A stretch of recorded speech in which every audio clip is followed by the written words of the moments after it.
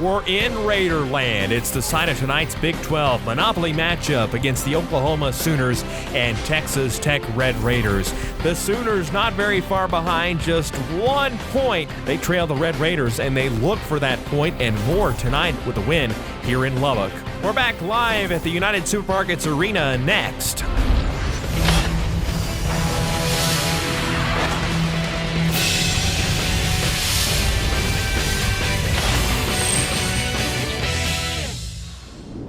Hey, hello again, everybody. I'm Jordan Hernandez, joined by Jacob Gurley, and we're just moments away from an exciting matchup that goes across state lines. It's a rivalry, Texas Tech and Oklahoma Sooners taking on each other in the Monopoly matchup. We've got two great competitors coming in here. We've got Ian Smith and Jacob Nogai, both great all around the board. We can see that as we take a look at the stats here. Jacob, let's break those down a little bit and see where they both stand. Well, as you can see right off the bat, the average game stats for Ian for the whole season, 11 times pass go. That's going to help him out compared to Jacob's 8. That's a few extra dollars. Now let's take a look at the possession percentage. It's 50-50 here, which is usually how these stats look. One player goes and then the other. Not much breaks up that norm. Next up is the properties owned. Average for Ian is 71 and Jacob at 80. Yeah, and then you look at times past go.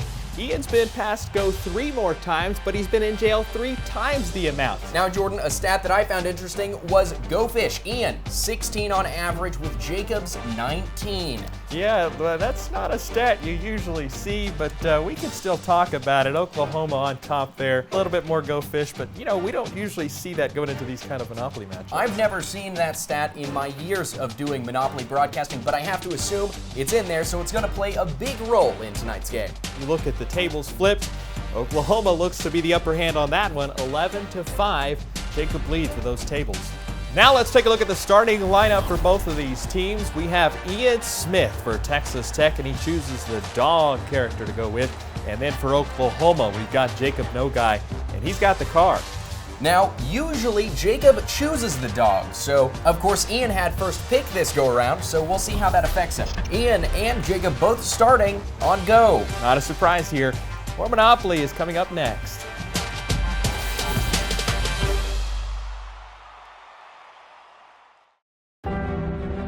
In today's global society where information moves at the speed of light, critical thinking skills have never been more vital.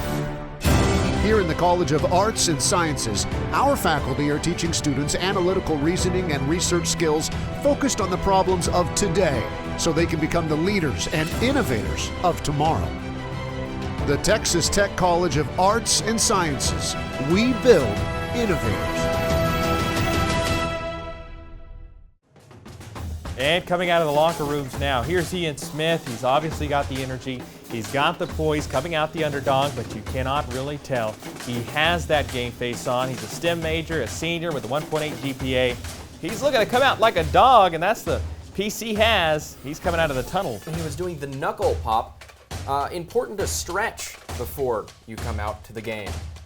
Yeah, and then you got Jacob Nogai coming out. He has 4 jail visits. His hair isn't so great, and he's a freshman also. He's coming out of the tunnel with that game face, but you can see, it looks like he's got a little bit of nerves there. A little bit of nerves. Of course, this is not his home court. Nope, and it's a definite disadvantage for any team that comes into the Red Raiders playing field, especially coming in to play Monopoly. Jacob, let's take a look at those keys to the game. Start us out up the top. First off, the first key for any game of Monopoly is you want to win. Just straight up win the game. Yeah, and I think, winning the game, part of that is just completing that cycle around the board, getting through all those pieces. If you can get the higher numbers and get around, that's a great thing to do here in Monopoly. And by the end of the game, you want to have at least $1. If you end up at the end of the game and you don't have $1, well, that means the game hasn't gone very well for you. That's very true. All important stats here tonight. We'll see how those play into this game next.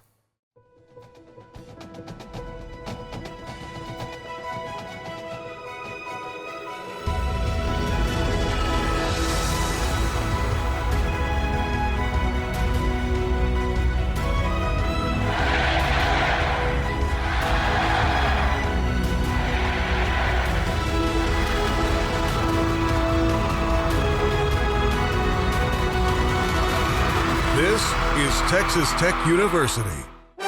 We're back in Lubbock at the United Supermarkets Arena for tonight's Monday Night Monopoly Mashup. Ian Smith and Jacob Nogai competing tonight to see who will end up with the most wins in the Big 12. And you know, we mentioned that energy earlier, and I think that's evident as they come out to the crowd, looking to be a little bit just rowdy over there on the Oklahoma side as both of these teams just try to shake those nerves off and come out and get ready for that first roll here as they approach the table.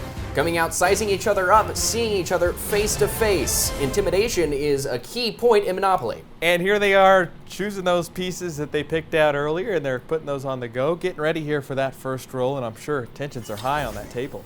They both seem to choose to put their piece on the go mark, which is good. Otherwise, they would be immediately disqualified. Obviously done that before throughout the season. Jacob's first roll comes out. It's a 12. He seems pretty excited about that. So as he makes his way around the board, it looks like he's landing on the electric company. Yeah, that's a $150 roll. Is he going to buy it?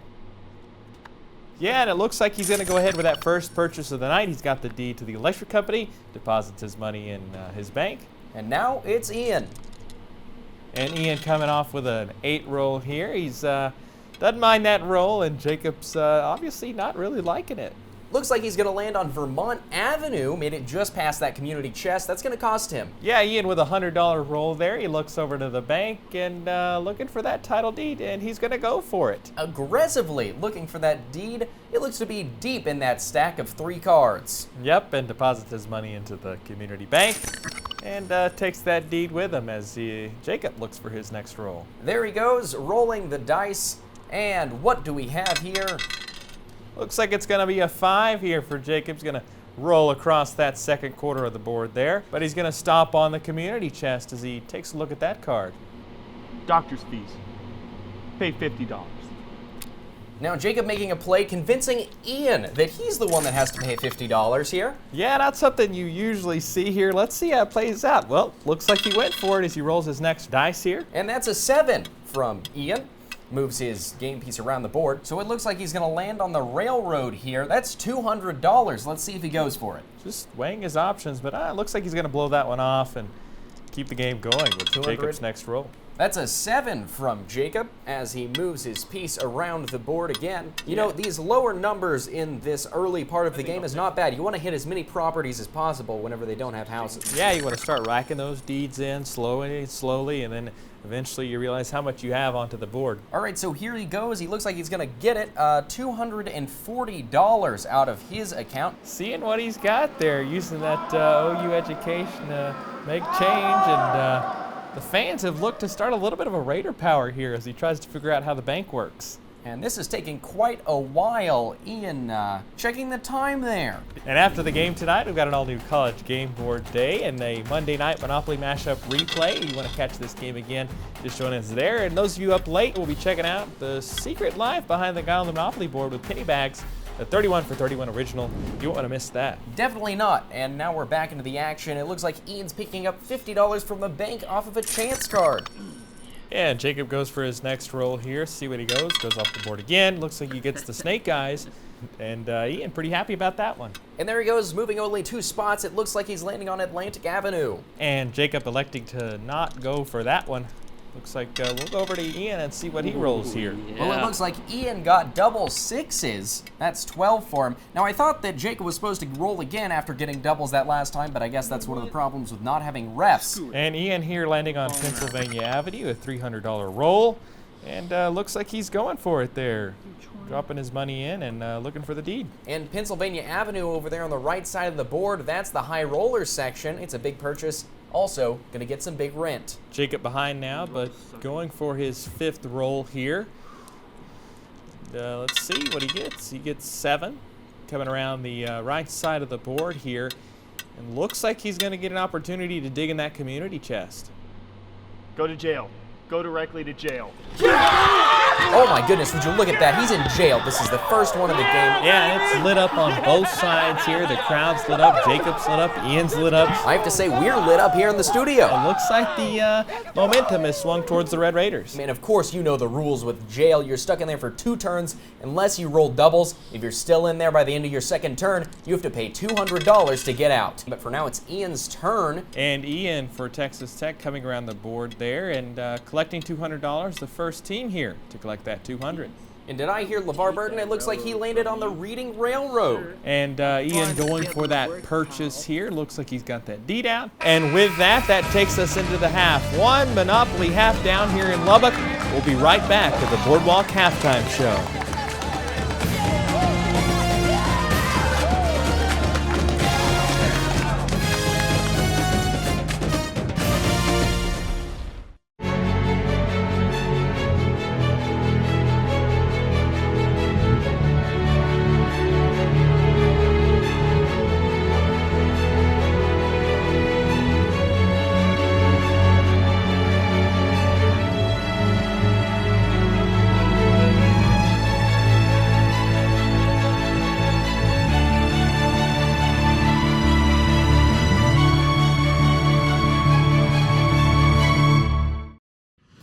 Welcome into the Boardwalk Halftime Show. We've seen an exciting half of Monopoly so far.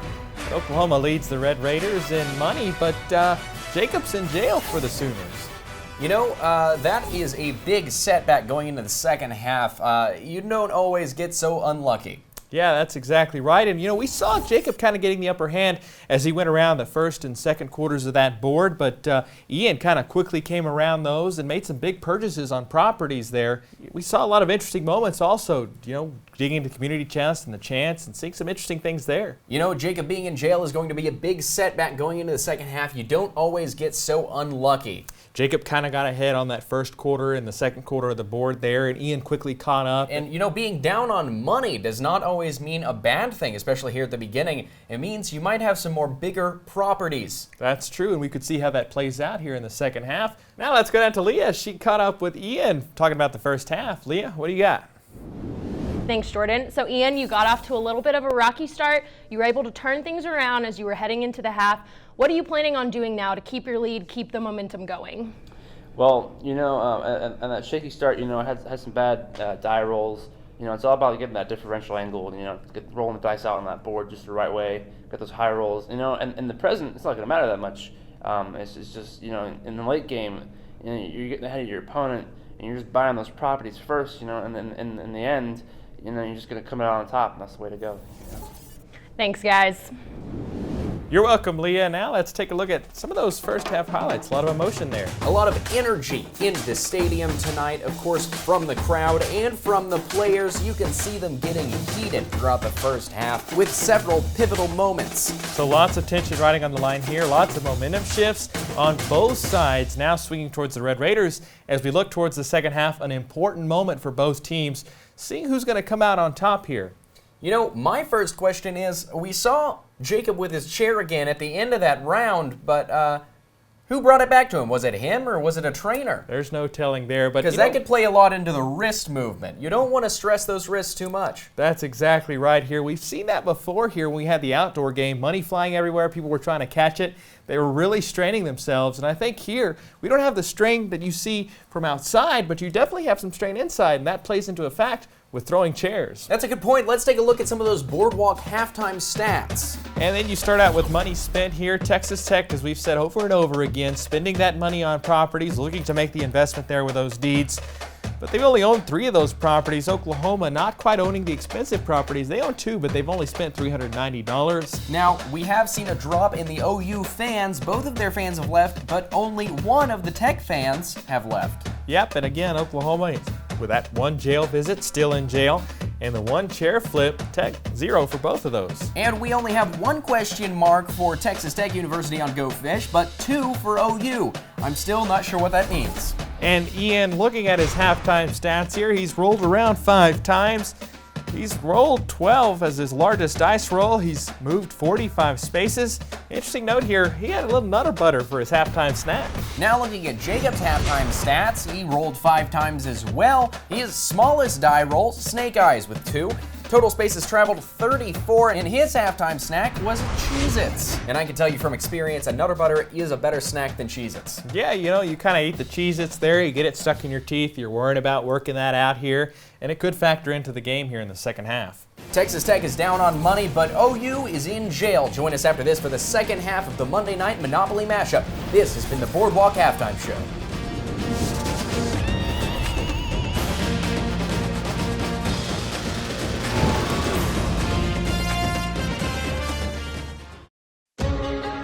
At OU, you become a free thinker, a trailblazer, a teammate. You become relentless, artistic, passionate, innovative. OU's #1 in the nation in the number of National Merit Scholars enrolled at a public university and is a leading institution for academic excellence and value. This is OU. This is OU. This is OU. This is OU, the University of Oklahoma. Welcome back to the United Supermarkets Arena. Both teams pumped coming out of the half. Even though one's down on money and one's in jail here, they both look to turn things around as we go into the next part of play. Starting positions for the second half, Ian Smith is on Reading Railroad, and Jacob No Guy is still in jail. And Jacob looking for that doubles roll to get him out of jail quick here and come back here in the second half. And first roll of the second half, Ian rolls a 7, and it looks like he landed on the electric company. And you know what? Jacob's got that lead here, and Ian's gonna have to pay up some money. And that means he's gonna have to pay 4 times the amount rolled on the dice, which is 7, leaving Ian short $30. You know, I'm not sure about that math there, but that's gonna leave Jacob with just over $1,100 in his bank. And now it's back over to Jacob looking to roll doubles, and it looks like he does. He is out of jail, moving on. And that's 2 4s there, adding up to 8, landing him on Tennessee Avenue. And that'll cost him $180, bringing his balance down to $930. And, you know, he's got a little bit more confidence in his game now. You know, even though he's making a transaction here, it's still better than being in jail. You can see the confidence on his face, and Ian kind of smug here as he goes for his next roll. Ian's still down on cash, and looks like the game is evening up a little bit. And Ian coming out with looks like to be a 10 here, coming around the second quarter of the board all the way to the third quarter. He's going to land on chance here. Now there's a lot of possibilities that come with a chance card, good and bad. Is he going to gain some money, lose some money? And let's see what he gets here. And that card sitting where it had to go. He's landed on that spot for the second time, collecting $200 more. The crowd got what they wanted off that chance pile. And that's a big break for Texas Tech University, putting them on top in money for the first time. And we've talked about the momentum shifts here, shifted back towards the Sooners a little bit in Jacob's side after he got out of jail. And now looks like it's going to the Red Raiders, and Jacob looks for his next roll. And it looks like he's going to roll doubles for the second time in a row. That makes 4, if my math is correct, putting him on chance. And you know that tension rising once again as he draws the card. The card says, make general repairs on your property. For each house, pay $25, and for each hotel, pay $100. And that's good news for Jacob because he doesn't have either one of those properties. And Jacob tossing his card down there, making a mess of the game board and turning his turn over to Ian. Ian here picking up the dice, looking for the roll. See what he gets here. Kind of taking his time here. Looks to get a hot roll, almost misrolled there. Catches it.